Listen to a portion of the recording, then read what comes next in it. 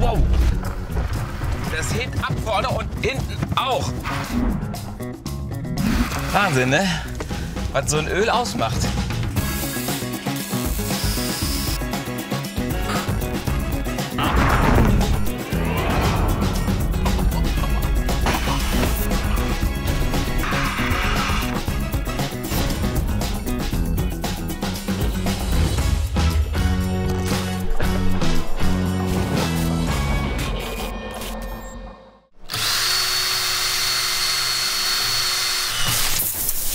Wow.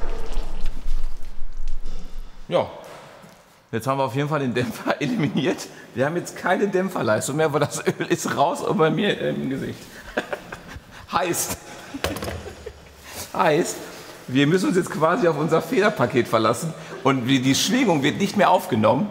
Ich bin gespannt, ob ich nochmal einschlagen werde, wie beim letzten Mal. Jetzt zeigt er sein wahres Ich. Eine Bodenwelle parierst du gar nichts. So, jetzt wollen wir natürlich noch den Rest vom Öl hier in die Wanne reinhauen. Nicht, dass während der Fahrt es rausläuft. Das wollen wir natürlich nicht. Was eine Sauerei.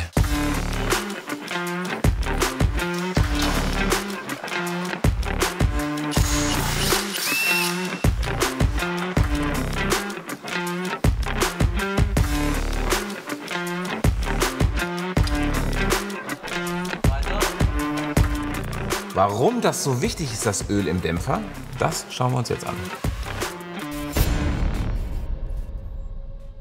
Das letzte Mal haben wir uns um die Federrate gekümmert und diesmal kümmern wir uns um Öl. Um genau zu sein, das Öl in den Dämpfer. Wie funktioniert eigentlich ein Stoßdämpfer? Also erstmal immer in zwei Richtungen. Einmal die Ausfederrichtung, Zugstufe, und die Einfederrichtung, Druckstufe. Die Härte des Dämpfers regeln wir durch Ölfluss durch Ventile. Das heißt, wir pressen das Öl durch Ventile und erzeugen einen Bewegungswiderstand.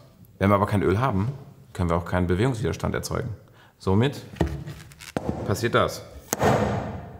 Und das haben wir in Prolo eingebaut. Und wie sich das fährt? Seht selber. Zurück aus der Theorie auf unserer Rennstrecke. Und ich genieße es jetzt schon zu sagen, ja, weil wir haben das jetzt gesehen, was es technisch auf sich hat, ne? Ohne Öl zu fahren. Leute, es erwartet mich ein rauer Schiffsgang und ich hoffe, ich werde es unversehrt zurück in die Box schaffen. Also es wird spannend, wie viel Meter ich schaffe, wie viel prekäre Situationen ich haben werde. Ich bin genauso gespannt wie ihr. Los geht's. Vielleicht brauche ich auch einen Helm, ich weiß noch nicht. Ich entscheide das relativ kurzfristig.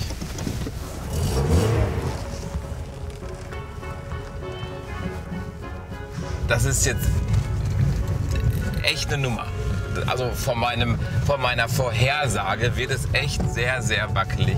Deswegen, wir fangen jetzt mal wirklich ganz entspannt an. Ai. Ihr merkt schon, wie ich hier am Rumkuppeln bin, ne? Und wir fahren hier gerade mal 15 km/h. Alter Schwede. Alter. Merkt ihr diese... Alter!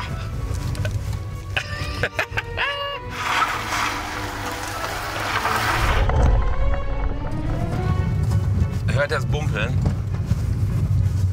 Da fällt einfach alles... Merkt ihr, da passiert ganz viel, aber es schaukelt sich auf, erzähl. Also wirklich, es schaukelt sich hier auf. Ich fahr 20! Alter Schwede! Ich fahr 20 km/h! Okay, wollen wir mal Gas geben hier.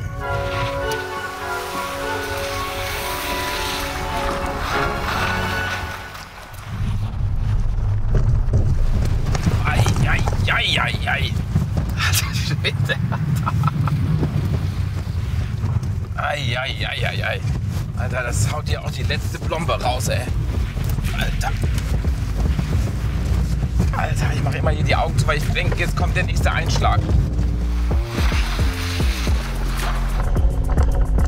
Das ganze Auto ist am Tanzen, am Wippen.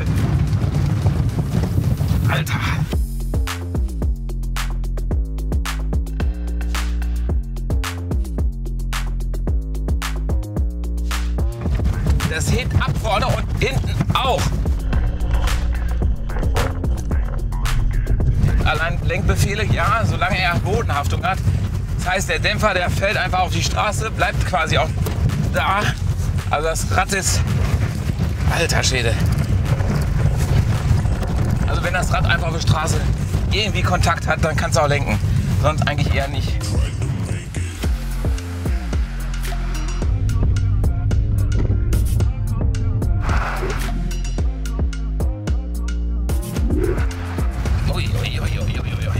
Bremsen ist auch so eine Sache. Muss halt eben Bodenkontakt haben, ne? Sonst kannst du auch nicht bremsen.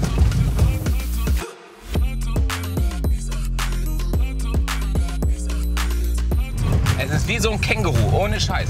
War so ein altes, ich weiß nicht, so ein altes Ehebett, so ein französisches mit Federkern, was kaputt ist.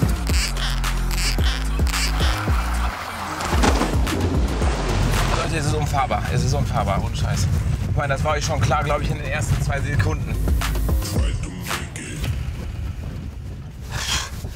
Alter.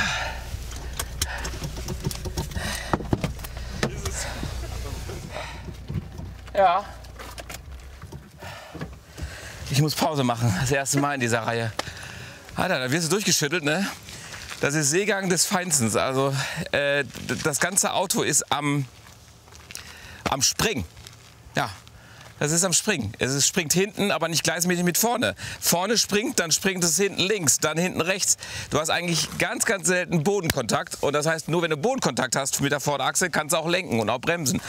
Wenn du das nicht hast, dann bist du in der Welle gefangen.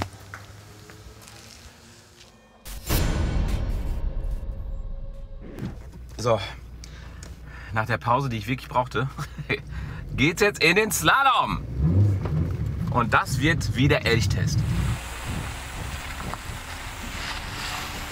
Guck mal, wenn du so durchrollst, geht das alles.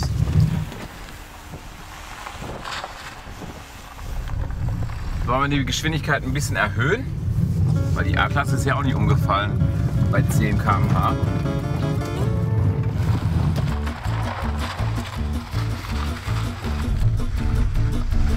Alter Schwede. Wow, wow, wow, wow, wow, wow, wow. Wow, wow, wow. Selbst der U-Turn klappt nicht mehr so wirklich, ne?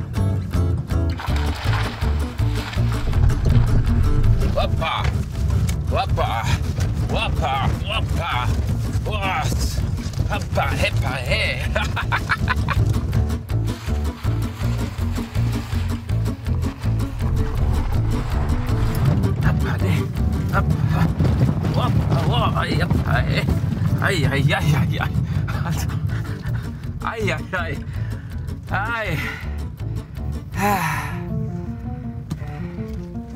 Wahnsinn, ne? Was so ein Öl ausmacht.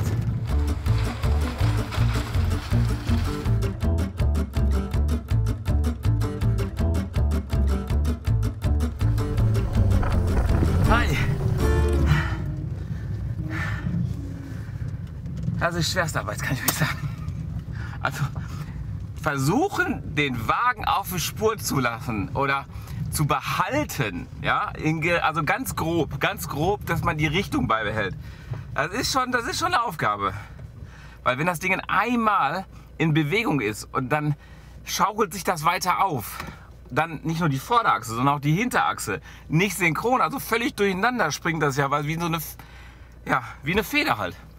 Die Feder, die springt ja, das heißt ja nicht umsonst springen, weil sie springt. Und sie entlädt die Kräfte einfach so. Unkontrolliert.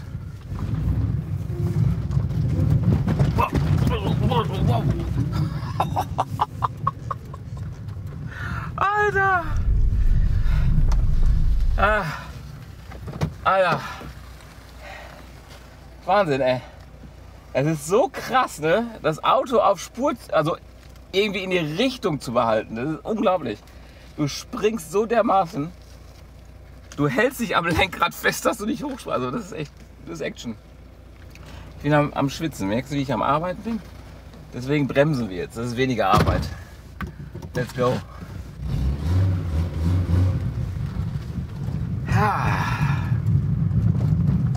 Bremsen. Bremsen ist auch immer eine sehr, sehr wichtige Sache. Somit die wichtigste Sache, weil man muss ja immer irgendwann zum Stehen kommen.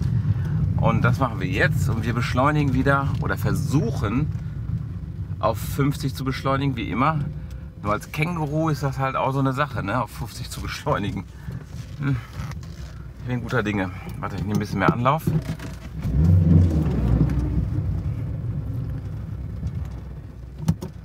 So. Känguru-mäßig auf 50. Oi, oi, oi.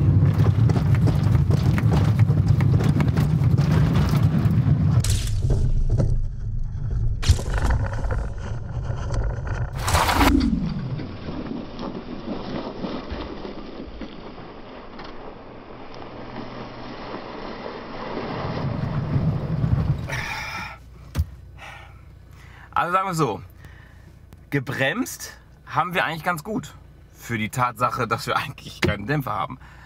So ungefähr 7,5 Meter, also 7,5 Meter mehr als bei dem ersten Test.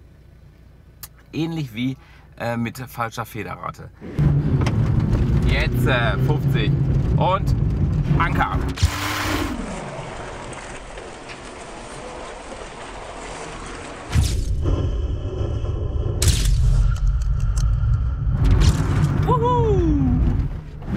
Wir können aber auf jeden Fall vermerken, fahren ohne Öl ist scheiße.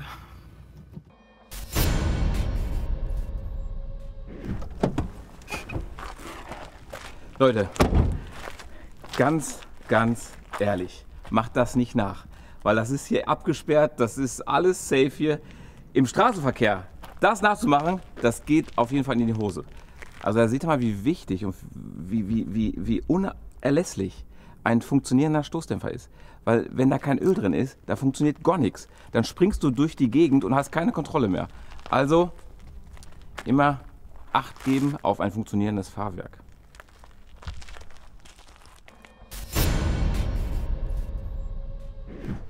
Wir haben ja echt viel Spaß gehabt, wir haben viel erlebt. Aber wir haben eigentlich nur gespielt, weil jetzt in der nächsten Folge kommt der Endgegner. Genau dieser Kollege. Wir haben also gar nichts mehr, keine Dämpfung mehr, keine Feder mehr, einfach nichts. Und das bauen wir in diesen Polo rein. Was ihr meint, was passiert, ob ich überhaupt fahren kann, schreibt es in die Kommentare rein und wir sehen uns beim nächsten Mal. Bis dahin, tschüss und vergesst nicht zu abonnieren.